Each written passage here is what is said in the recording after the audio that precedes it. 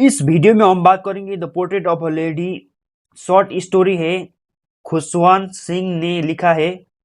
सबसे पहले हम शुरू करते हैं खुशवंत सिंह से। खुशवंत सिंह एक इंडियन ऑथर थे, लॉयर, डिप्लोमेट, जर्नलिस्ट और पॉलिटिशियन भी रह चुके हैं। इन्होंने पद्म भूषण, पद्म विभूषण और साहित्य अकेडमी फेलोशिप रिसीव किया है और भी काफ़ी सारे अवार्ड्स इन्होंने रिसीव किया है। और इनका फेमस वर्क्स में आता है the history of six, train to Pakistan, I shall not hear the nightingale. ये नोबल है, 1959 में उन्होंने लिखा था। अब मैं स्टोरी के बारे में बात करूंगा। ये पोर्ट्रेट ऑफ अ लेडी एक रियल स्टोरी पे आधारित था। राइटर और ग्रैंडमदर के बारे में बहुत कुछ जानने को मिलेगा। ये रियल स्टोरी जो कि खुशवंत सिंह ने अपना जीवन काल में अपना ग्रैंडमदर के साथ जो उन्होंने लाइफ बिताया था उसके बारे में है। राइटर ने अपना चाइल्डहुड के बारे में, जो कि उन्होंने कैसे अपना दादी के साथ बिताया था, इसके बारे में भी है। और ब्यूटीफुल एंड इमोशनल मोमेंट्स इस स्टोरी में खुशवंत सिंह ने प्रस्तुत किया है। ब्यूटीफुल रिलेशनशिप ग्रैंडमदर और ग्रैंडसन के बारे में। अब हम शुरू करते हैं समरी से। राइटर अपना दादी को बहुत प्रीटी नहीं मानते थे, लेकिन कॉन्स्टेंटली ब्यूटीफुल मानते थे ऑल द टाइम। राइटर अपना दादी के काम फेस को वो विंटर लैंडस्केप से कंपेयर करते थे।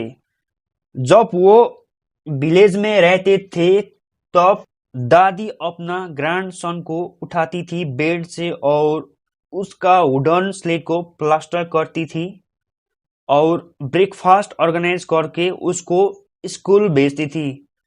जब वो रिटर्न होती थी तब वो स्ट्रीट डॉग्स को स्टेल चाय पत्ती देती थी।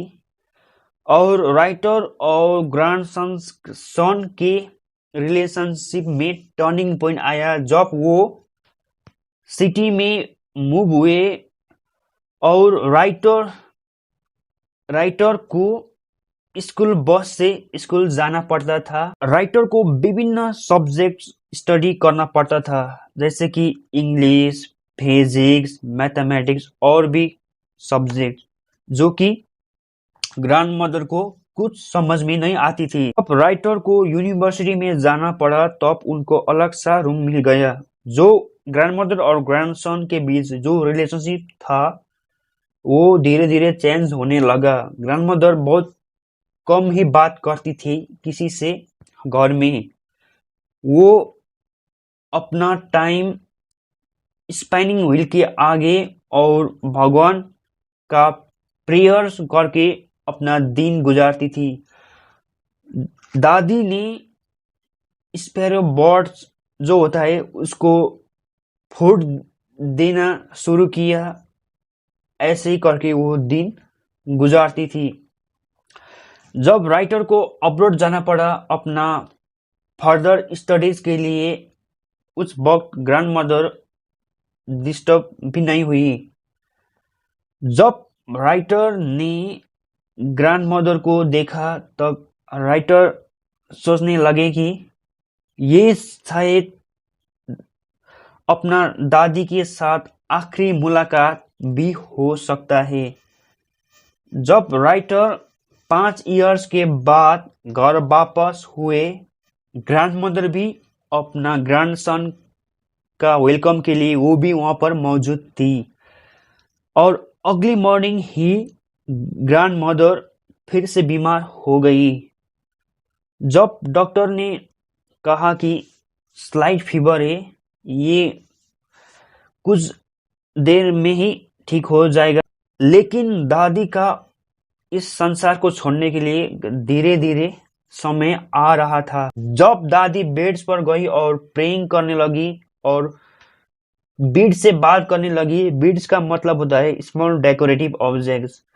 जब तक कि उनका लिप्स स्टॉप हुआ हिलने के लिए। अब दादी का देहांत हुआ तब स्पैरोज उड़ने लगे और दादी का शरीर पे बैठने लगे। जब दादी का क्रिया काम होने वाला था तब स्पैरोज बिना किसी आवाज के वहां से उड़ गए। अब बात करेंगे इस स्टोरी का मेजर थीम्स। इस स्टोरी में बहुत थीम्स जानने को मिलेगा, लेकिन मैं सिर्फ लव, फ्रेंडशिप और कनेक्शन के बारे में बताने जा रहा हूँ। सबसे पहले लव के बारे में जानेंगे। इस स्टोरी में हम जान सकते हैं कि कैसे दादी और अपना ग्रैंडसन का रिलेशनशिप था, कैसे ग्रैंडमदर अपना ग्रैंडसन के प्रति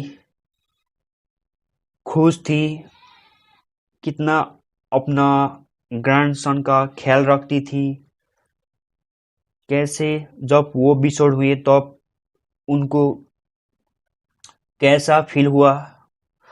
और फ्रेंडशिप में देखेंगे तो वो दोनों एक साथी जैसा था, मिलते थे, रहते थे।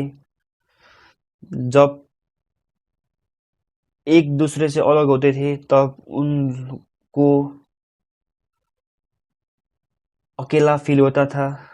और कनेक्शन में देखेंगे तो इस स्टोरी में बताया गया है कि ह्यूमन कनेक्शन का थीम से हम जान सकते हैं कि ह्यूमन बीइंग्स का नेचर के बारे में। जब अपना कोई बिछड़ जाता है तो हम कैसा दुख फील करते हैं। बहुत मेमोरीज होता है पास्ट का, फ्रेंडशिप का। और इस स्टोरी में दादी और ग्रैंडसन जब एक दूसरे से अलग हुए थे तो कैसा उनको परेशानी फेस करना पड़ा था। और दादी ने जब अथर अब्रॉड स्टडीज के लिए गए तब दादी को कैसा फील हुआ था। इस वीडियो में बस इतना ही। अगर आपको यह वीडियो पसंद आया तो लाइक, शेयर और मेरे चैनल को सब्सक्राइब जरूर कर दीजिएगा। धन्यवाद।